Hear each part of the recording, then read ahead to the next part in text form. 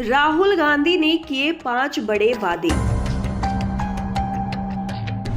BJP के हारने के बताए कारण। भाजपा के लिए चुनाव जीतना क्यों है असंभव। इंडिया गठबंधन भाजपा को हरा पाएगा।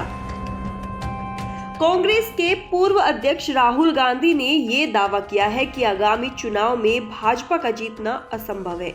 उन्होंने बोला कि विपक्षी गठबंधन Indian national democratic inclusive alliance में शामिल घटक दल देश की 60% आबादी का प्रतिनिधित्व करते हैं और अगर वे एकजुट होकर चुनाव लड़ेंगे तो भारतीय जनता पार्टी के लिए जीत असंभव हो जाएगी।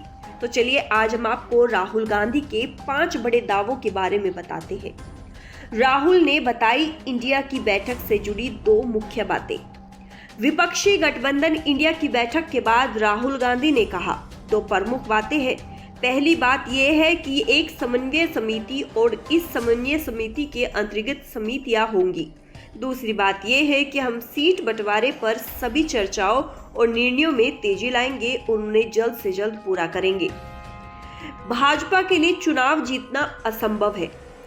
राहुल गांधी ने कहा कि विपक्ष के कई नेता हमारे साथ मौजूद हैं। यह स्टेज 60% भारतीय जनसंख्या का प्रतिनिधित्व करता है। अगर इस मंच पर सभी पार्टियां एकजुट हो जाती है तो भाजपा के लिए चुनाव जीतना असंभव हो जाएगा।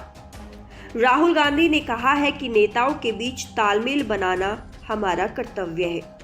राहुल गांधी ने कहा कि मुझे पूरा विश्वास है कि इंडिया गठबंधन बीजेपी को हरा देगा।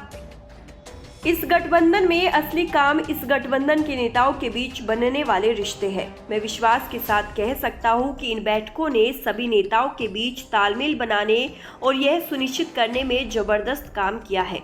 हम सभी एक साथ मिलकर काम करेंगे। उनके अनुसार मैं देख सकता हूं कि जिस तरह से हम चीजों को देख रहे हैं उसमें सभी नेताओं के बीच लचीलापन है। भाजपा और भ्रष्टाचार के बीच गठजोड़ है। राहुल गांधी ने अडानी से जुड़े मामले का उल्लेख करते हुए आरोप लगाया है कि प्रधानमंत्री नरेंद्र मोदी और एक विशेष कारोबारी के बीच सांठगांठ सबके सामने है। उन्होंने कहा कि प्रधानमंत्री और भाजपा का भ्रष्टाचार के साथ गठजोड़ है।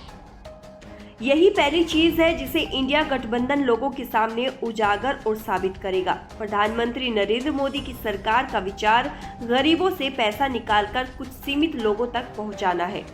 लद्दाख दौरे के बाद राहुल गांधी ने बहुत कुछ कहा है।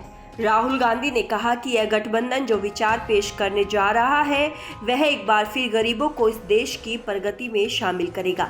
उन्होंने अपने हालिया लद्दाख दौरे का उल्लेख करते हुए कहा कि मैंने लद्दाख में 1 सप्ताह बिताया है।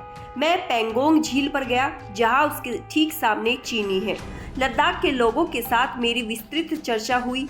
शायद लद्दाख के बाहर के किसी भी नेता ने लद्दाख के लोगों के साथ यह सबसे विस्तृत चर्चा की हो। कांग्रेस नेता ने दावा किया है कि वहां पर लोगों ने मुझे स्पष्ट रूप से बताया कि प्रधानमंत्री इस तथ्य के बारे में झूठ बोल रहे हैं कि चीन ने भारतीय जमीन पर कब्जा नहीं किया है। लद्दाख का एक एक व्यक्ति जानता है कि लद्दाख के लोगों को भारत सरकार ने धोखा दिया है। उन्होंने कहा कि लद्दाख में जो हुआ वह बेहद शर्मनाक है। लालू यादव ने अपने अंदाज में पीएम मोदी को कोसा। लालू प्रसाद यादव ने इंडिया की बैठक में प्रधानमंत्री को जमकर खरी खोटी सुनाई। उन्होंने कहा कि विपक्षी दल एकजुट नहीं थे, इसका फायदा नरेंद्र मोदी ने उठाया। लालू ने केंद्र सरकार पर निशाना साधा और कहा कि अल्पसंख्यक देश में खुद को सुरक्षित नहीं महसूस कर रहे हैं, महंगाई चरम पर है। तो वहीं अरविंद केजरीवाल भी बैठक में चुप नहीं रहे। आम आदमी पार्टी के संयोजक और दिल्ली के मुख्यमंत्री अरविंद केजरीवाल ने कहा कि यह गठबंधन कुछ दलों का नहीं बल्कि 140 करोड़ जनता का है। केजरीवाल ने अडानी समूह से जुड़े मामले का उल्लेख करते हुए आरोप लगाया कि पूरी केंद्र सरकार सिर्फ एक आदमी के लिए काम कर रही है। यह सबसे भ्रष्ट और अहंकारी सरकार है। एम.के. स्टालिन ने इंडिया का इरादा भी बताया है। द्रमुक अध्यक्ष और तमिलनाडु के मुख्यमंत्री एम.के. स्टालिन ने शुक्रवार को विपक्षी गठबंधन इंडिया के साझेदारों से तुरंत एक न्यूनतम साझा कार्यक्रम तैयार करने का आग्रह किया और कहा कि यह गठबंधन का चेहरा होगा। मुंबई में विपक्ष की बैठक को संबोधित करते हुए स्टालिन ने कहा कि तुरंत एक समन्वय समिति गठित की जानी चाहिए और एक सीएमपी तैयार किया जाना चाहिए। उन्होंने कहा कि सीएमपी विपक्षी गठबंधन इंडिया का चेहरा होगा। भाजपा सरकार ने देश को कई तरीकों से बर्बाद किया है। इसे लोगों के सामने एक खाका पेश करना चाहिए जिसमें यह बताया जाए कि बदलाव करने के लिए हमारा इरादा क्या है।